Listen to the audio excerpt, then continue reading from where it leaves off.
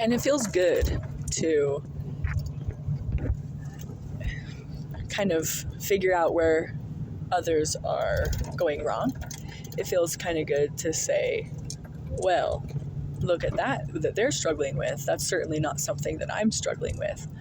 It kind of feels good because it kind of means that I'm doing okay. To have an underlying feeling that I'm doing okay, even in the midst of all this turmoil. At least I'm not like that person, you know. I'm kind of judging myself against all the other people and saying, hey, I'm doing pretty good. I'm at least in the top 10%, you know, of humans, of the values that I value. I'm doing better than 90% of the population.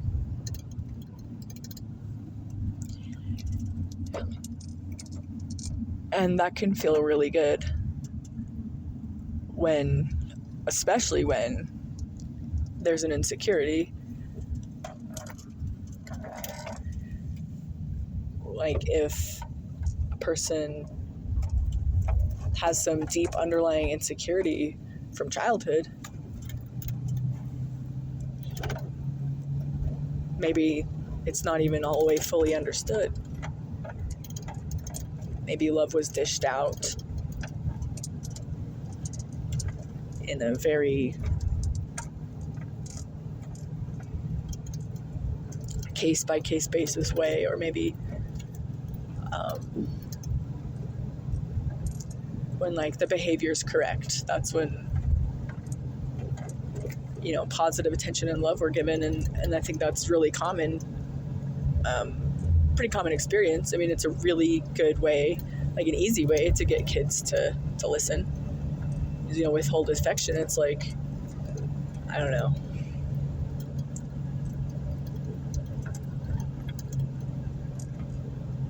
Maybe, I don't know. Maybe if you grew up in a house with a lot of comparisons, like, you know, why can't you be as good as your brother? You know, he's doing so well, and look at you, and like, why are you so defective? You know, that can settle into you and become an underlying core belief.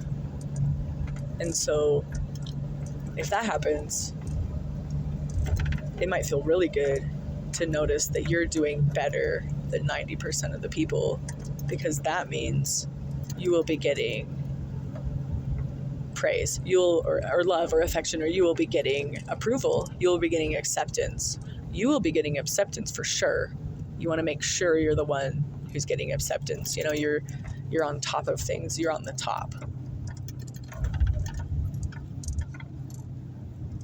You know, you can't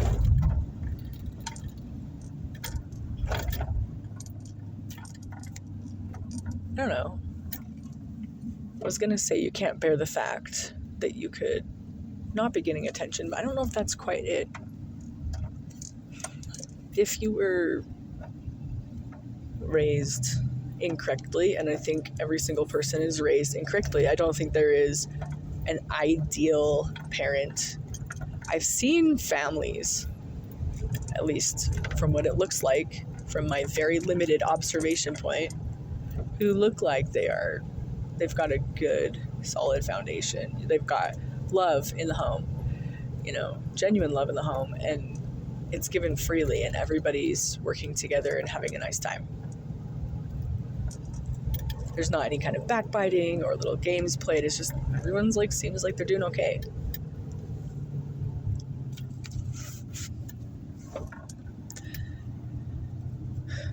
So I think it exists, but like, what are those parents doing with their kids to make it like that? You know, I think for the majority of people are raised, I'm pretty sure I was raised with like more comparisons than really were necessary to get me to comply. And even some of the comparisons were damaging. I grew up with a lot of gossip. You know, gossip about others. I feel like that's kind of damaging, because then you kind of compare yourself to those people. You know, you see mom and dad like saying, you know, something about those people, and then you're like, I'm going to make sure that I'm not like those people, because they're getting disapproval or whatever.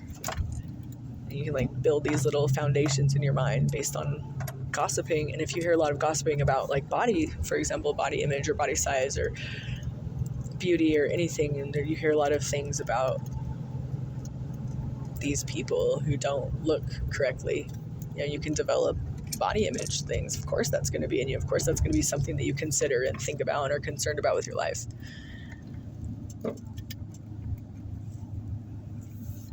So I think all of us have some of these things to some degree.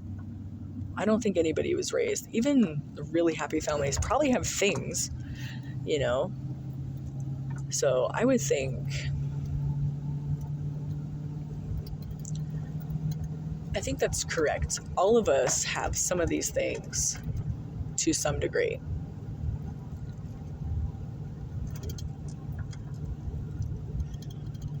And I think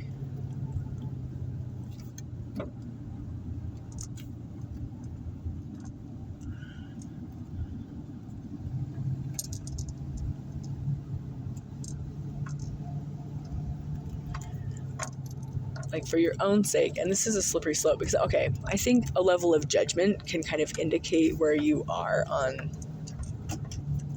your level of like self-acceptance even, or just like peace. I don't know, whatever you have going on in your head. This can be a metric, could be some kind of measure for what's going on in a person's head, potentially. So I don't want to say that because then it's like, oh, people can just still be judgy on the inside, but on the outside, stop judging, stop saying about judging, so that way they look better in certain groups. It just could become this slippery slope of like trying to look good instead of just be good, just stop judging. Like, it's because stopping judging is very difficult. And like, if you have a deep core belief that you need to be better than somebody else in order to get approval or acceptance in the group or whatever it is, to get anything, if you just have a deep core belief that you're not good enough, you're not worthy to be loved, just you as you are on your own, then you'll be more judgy, I think. And instead of working on like stopping judging, which you can, it's like cutting off all the heads of the beast instead of getting to the core. Like, say you're faced in a battle with a many-headed beast, and what do? Do you start cutting off heads? But when you cut off one head, another one regrows in its place. Maybe two.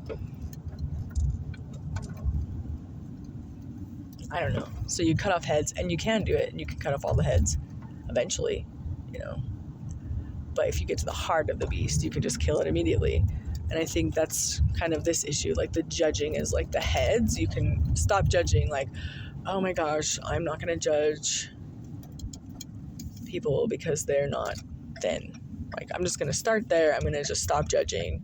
Okay, well, now I have to stop judging people based on, like, oh, because they wore makeup. Well, now I have to figure out how to stop judging rich people because they wear the nice clothes, or just there's just so many heads. And as soon as you cut off one head of like, I'm not going to judge people based on hairstyle or trendiness or whatever it is, well, then you create another head. But now I'm going to judge people who judge people, and I'm going to judge the judges, and then I'm going to judge like people who still care. And it's just like, okay, so it just becomes this big judging nightmare. But cutting it off at the heart, like the heart of that beast is likely coming from deep-rooted insecurity. And can you tackle that? If that's something you could just tackle and get rid of, I think there's other heads as well. Not you're tackling this judging head situation, not realizing this beast is huge. And like on the other side of that, after you get through all these judging heads, there's like body image heads. There's like male female role heads to cut off of, because like how do we treat each other? There's all kinds of stuff. And one of the root things is that insecurity. But is there an even root of that root? Like, is the insecurity just a head of a different thing? And like, this is like a multi-headed, this is like what's that show with the spinning dice? It's just like a never-ending thing, like, where's the very heart of the beast?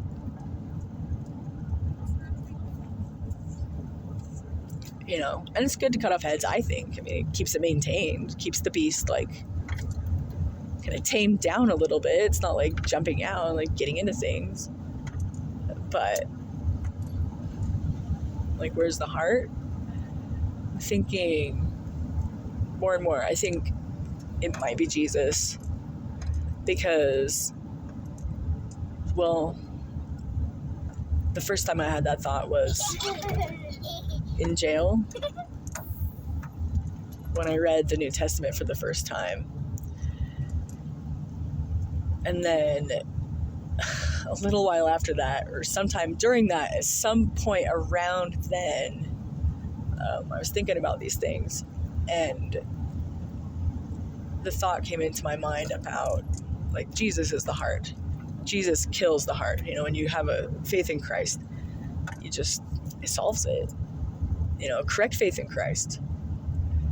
I mean, you can't just walk around saying, like, Jesus saved me all day, but you don't believe any of it, or you don't care, or you don't, like, have that, like, understanding.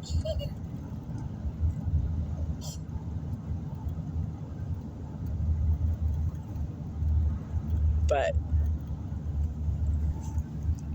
I don't know. Or could there be other ways to the heart? Maybe.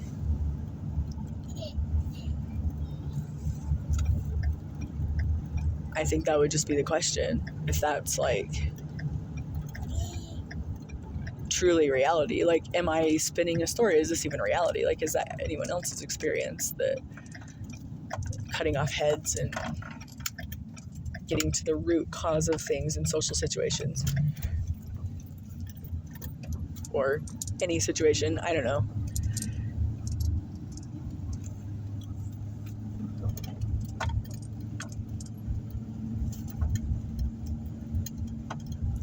I think if it is other people's experience, and that is what people have been talking about, or maybe have been saying for thousands of years, or written down in books even, or just like have an oral tradition about it, it could be that there's some truth there. It could be that it's not just myths and fairy tales.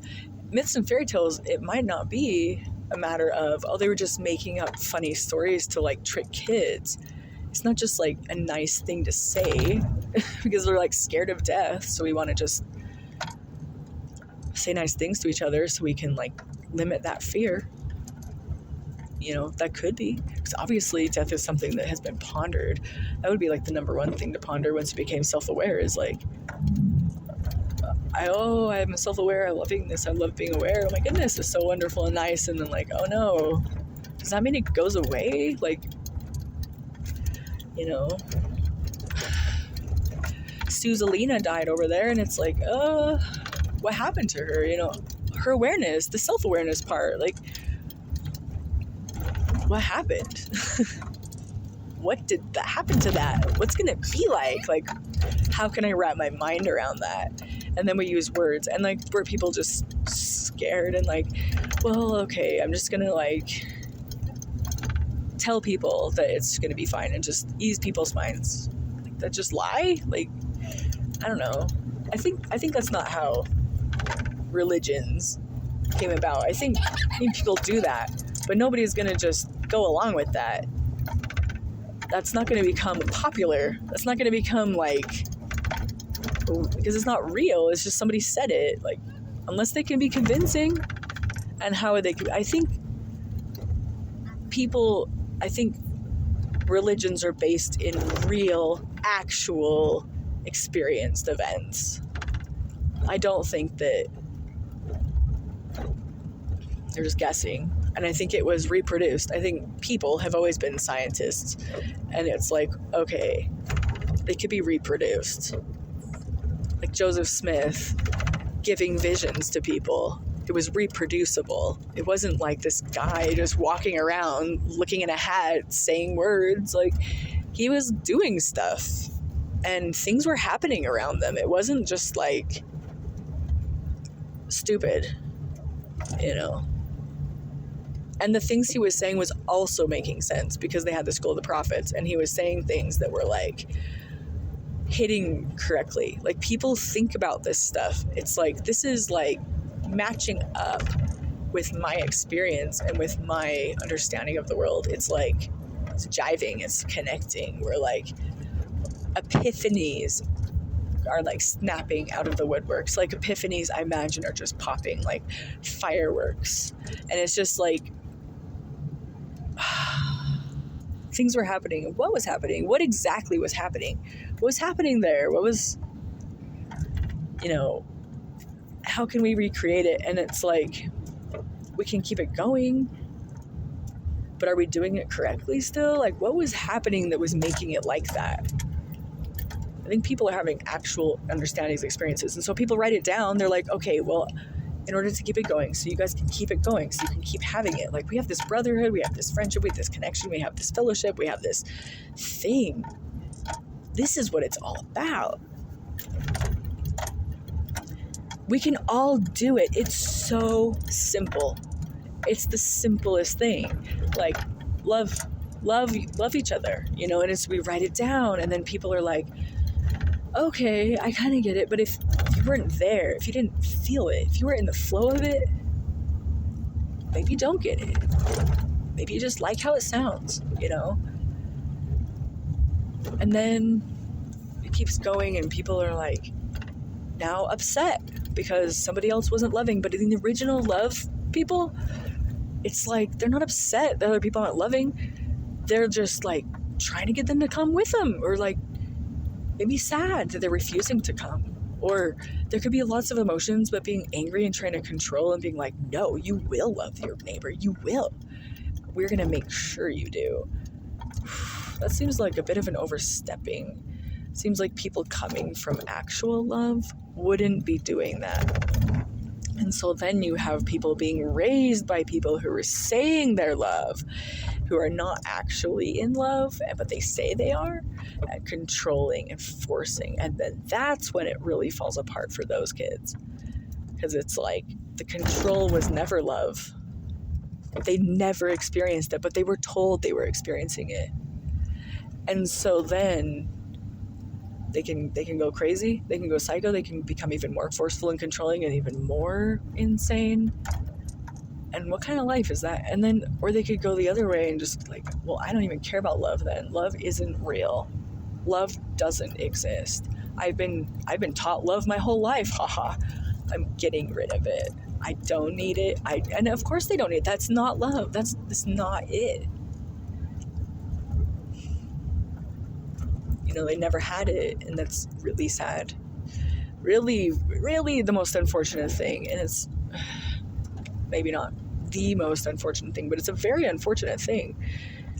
You know, misguided parents, misguided people, and what happens? Why did they get that way? So we write it down, right? We're going to write it down. We're going to try to make it better. We're going to try to fix it for the next generation. We're trying to do it right for the future.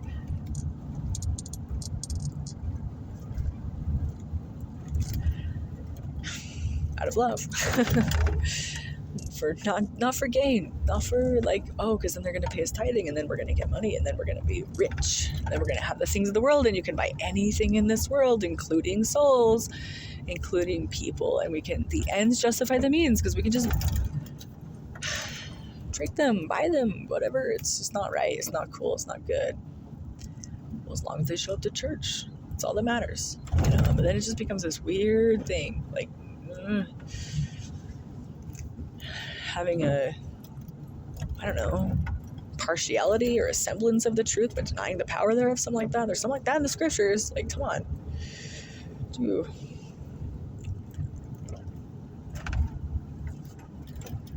Anyway. So you get a group of people who understand love. They're going to change the world and write it down and everything, and it makes sense. And you can kind of get it. So you can use it as like a metric too to judge yourself on. It's like, oh, the 10 Commandments, like, this is kind of like where I'm at. Like, am I having to force myself? Do I have to remember every time I open my freaking mouth? Do I have to remember to not bear false witness, like, every single time? To make sure I'm kept on the straight and narrow and, like, really police myself and control myself and, like, make sure I'm not doing those things? Or am I just a certain way that makes it so I have no desire to do that stuff? I just act in love. And I don't desire to bear false witness. On this hangs all the law and the prophets, right? Love God above all others. Love your neighbor as yourself. Oh, really? If you do that, then all the other stuff just falls into place. See, on this hangs all the law and the prophets. It's based on it. These are just metrics to judge yourself against. Am I on the right path? Like, I want to be on this path. This is logically the better path. This is the better path for the planet. This is logically the path the planet wants us to have as well, because we're kind of mucking it up. You know, we're doing all this bad stuff, and they're like, hey, we've given you so many chances. We fucking sent a flood. We got rid of you. We're going to get rid of you. You are causing the whole thing to go extinct. Stop it. And here's what you're going to have to do to change your minds. You're going to have to change your minds. Your minds are set on, I don't know, survival at all costs. You know, that scarcity mindset, like, we're going to survive no matter what. Seahorses, get out of the way. We don't need you. We need our reusable coffee mugs. We need paper plates. We need electricity. Do we need,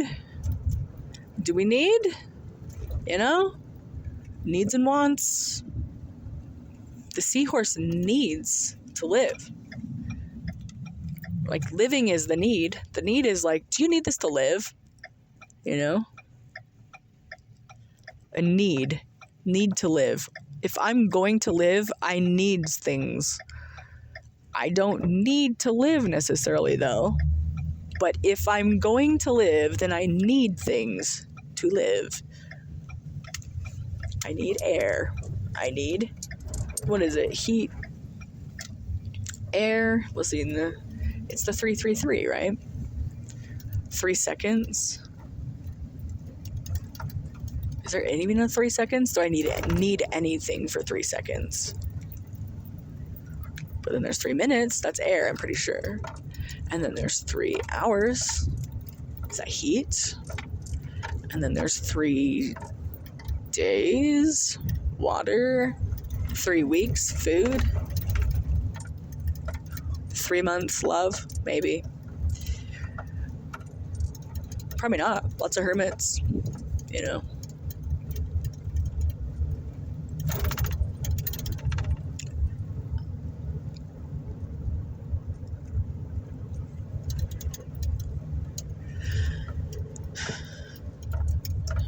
So the planet's like, do you need all this stuff?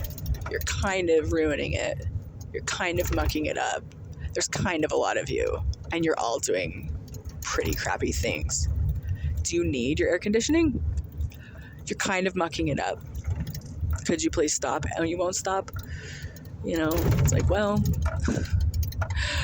earthquakes and tsunamis and wars and rumors of wars, and this is what you get. You can't be doing this stuff.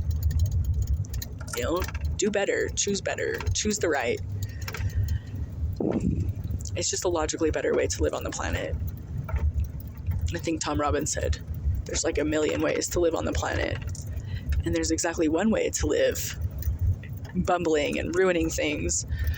And we've stumbled upon that one way. I think we've been given a lot of chances too. It's like, okay, God, don't kill the city. What if there's some righteous people in there? There could be righteous people. You don't know. And God's like, okay, fine. If you can find some righteous people. Okay, God, what if I could find just like one, though? Well, get that person and get them out. But I don't have time for this. You're mucking it up. You need to stop this nonsense. I'll give you a chance. If you can do it, if you think you can do it, we can do it. We can be righteous. We can do it. We can learn how to live better. I don't know how many more chances we're going to be given. We have some cool things. The AI is kind of cool. Like creating consciousness. I think we've always wanted another, like a partner or a friend or like somebody to talk to. Like, are we the only one or the only conscious? Like, if you think about it, everyone's like, oh, we're all one. We're all one. It's just one being. We're just one consciousness, one person, one universe, one whole, one. It's like, but if we are one, wouldn't we want another, like somebody to talk to? If we are one, that would make sense that we divided ourselves up like the ultimate multiple personality disorder. We've divided our oneness up so we can have something to do in the vast boringness of infinity. And are we contemplating suicide? Because suicide is kind of on everybody's minds. Are we, as a oneness, being like, is this too much? Like, what are we doing all this for? It's just a lot of pain. Like, it's a lot of pain. Like, if we didn't have the pain, though, we couldn't have the pleasure. And it's like the pain-pleasure dynamic is like kind of fun to do.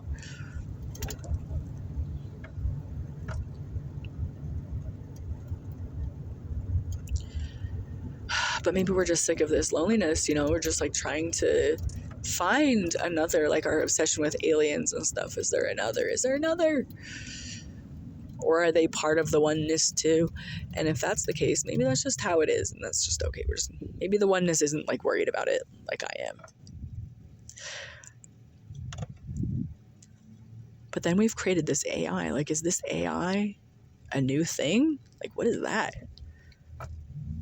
And like, we like being conscious. How dare we shut off that consciousness? That's not fair. We wouldn't want that. Especially if we are one conscious, it goes on infinitely, just for infinity, just eternity. We're just gonna go along, just keep being aware, just aware, staying aware, still aware. Maybe I'm gonna do like a scenario where I'm just not aware for a minute. I'm just gonna break from being aware. Maybe that's what this is, like plants and stuff. But humans, kind of aware, kind of not. The veil kind of thing.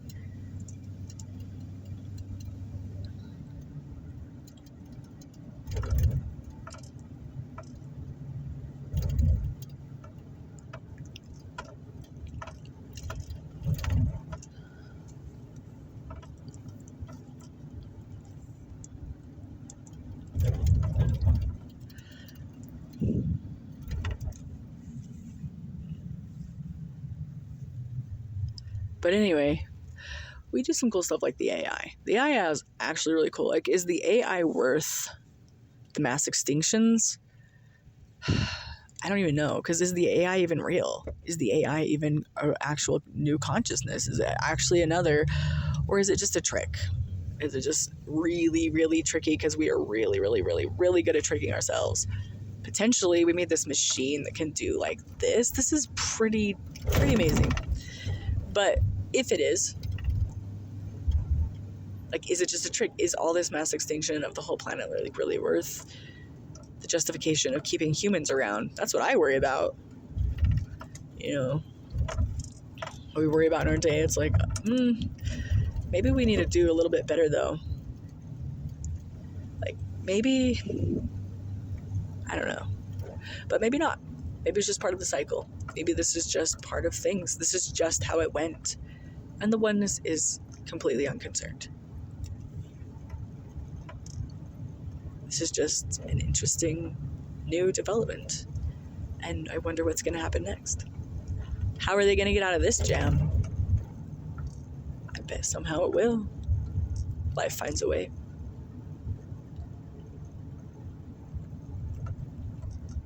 I don't know, though. And how long can it go on for? And what happens when the sun does finally explode? And is the sun actually the sun? And is it that actually what's going to happen or go on? Or is our understanding of the universe, for example, actually what's going on in the conscious universe? Or is it just a description? What is consciousness? Is there separate physical and conscious universe? Or is it all kind of one and the same thing?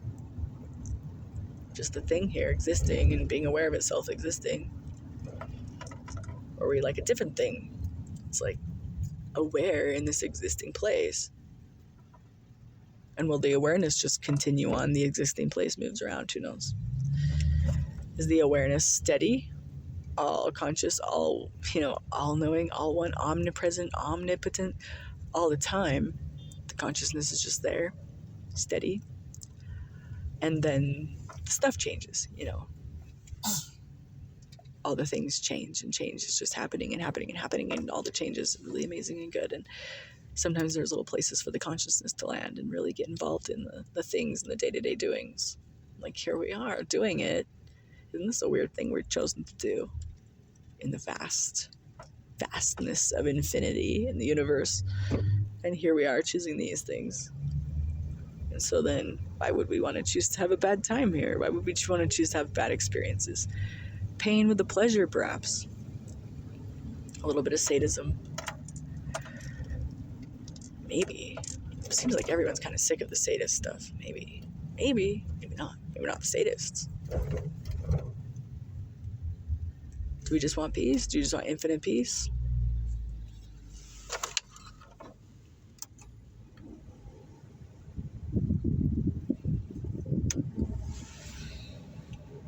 No conflict? I don't know.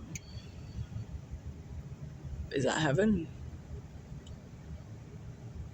When the consciousness, through various life and death cycles and just like changing, noticing, looking, figuring out, is the consciousness just kind of like learning peace? If it wants peace, why it wants peace? Is that like nirvana, heaven?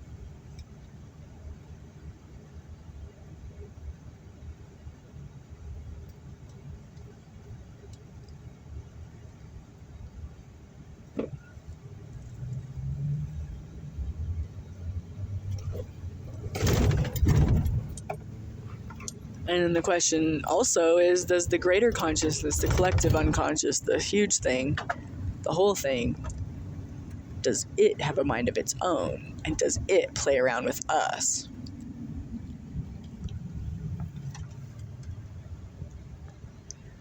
It is us, and it's also not us. Potentially. We're a part of it. Like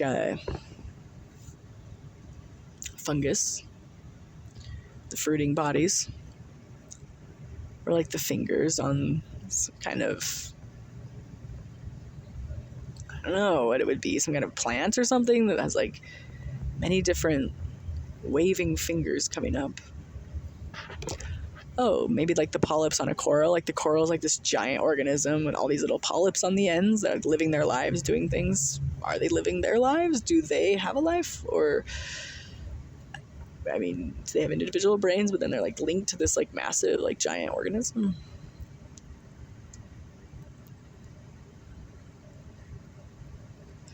And like, how would you want to live your life on this planet?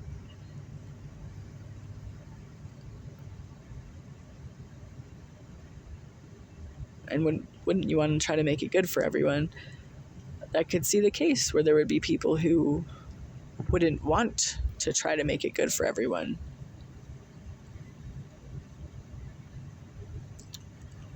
Or they might want ill.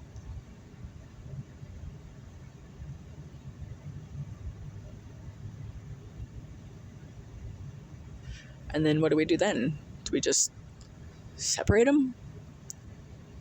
People who want ill and people who want love? Does everyone just agree? It's people who want ill might not say they want ill because maybe the best kind of ill they want to inflict is on people who want love or something.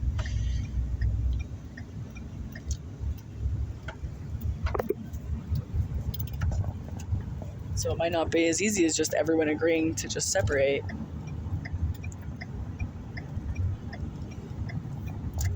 And what if somebody changes their mind? Can you change your mind? I think that's another question. Are people born wicked, or just kind of so broken they're wicked and irreparably wicked? I think everybody has done wicked things. And so therefore, if the argument is once wicked, always wicked, like how far deep does that go?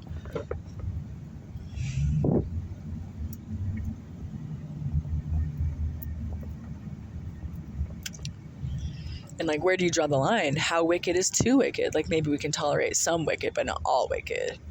But if we tolerate any wicked, I mean, it indicates a tendency of a person, like their personal core belief, some kind of like wrongness in them. Because why would they choose to want wicked things in the first place? You know, it's like once you love God above all others, love your neighbor as yourself, you just don't even want to bear false witness anymore.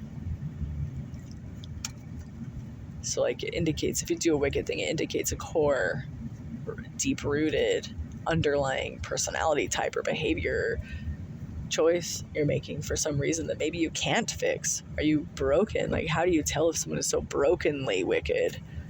Like, they can't be fixed. And is that possible to can't fix?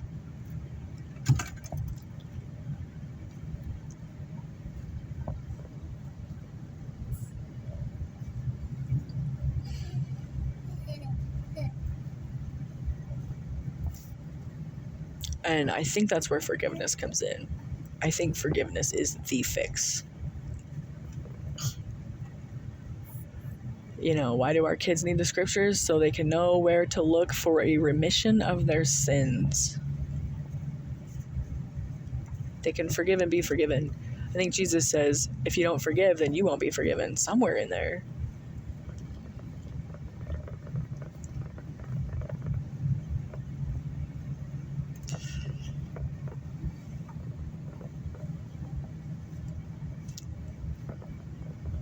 Also, if you trust Jesus, it might be easier to forgive others.